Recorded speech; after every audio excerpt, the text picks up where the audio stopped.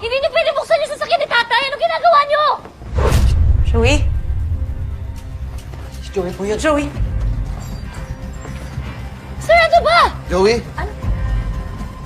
Joey? Ano nangyari dito?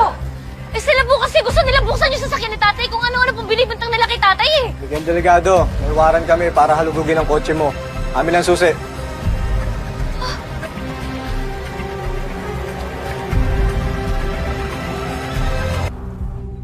Teka lang, anong warrant? Anong sinasabi mo? Para saan? Suspect po ang asawa nyo sa pagkamatay ni Staff Sergeant Ramon Orbos. Miguel, totoo ba to? Pinagdududahan mo ba ako? Eh, ano yung sinasabi nila? Ano gusto mong gawin ko? Bigay yung susi? Oh, Tay! pag wala silang makita, magtitiwala ka na sa akin. Search. Tumigil ko nga! Tay, sandali lang po. Hindi niyo kailangan halugugin yung sasakyan ng tatay ko kasi may pruweba kung hindi siya pumatay kay Ramon Orbos! Teka lang, kaya ko pong patunayan inosente po si tatay. Teka lang.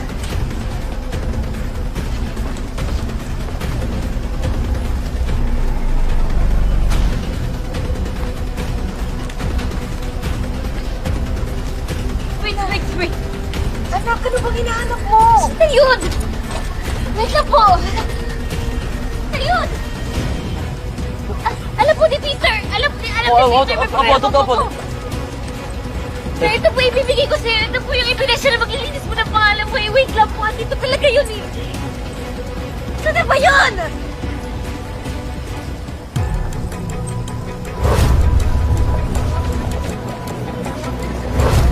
Wala talaga eh.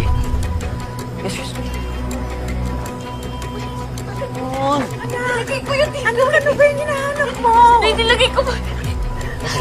Joey, Tay, sorry mo. Nilagay ko po talaga dito. Sa buti. Tay, sorry po. huwag ka magsasalita kahit kanina. Ebidensya ka. Hindi lang kung bakit may mahabos sa'yo.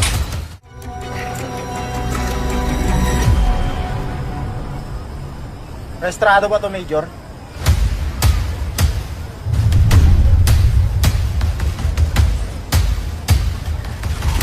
Tay.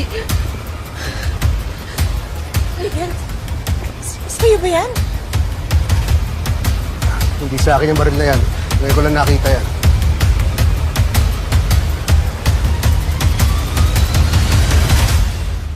Nagpunta lang naman ako dahil alam kong gusto mong personal na nakakatanggap ng magandang balita. Wala nang haharang sa operasyon natin sa Bulagos. Ginawan na ng paraan ni Parak para makulong si Delgado.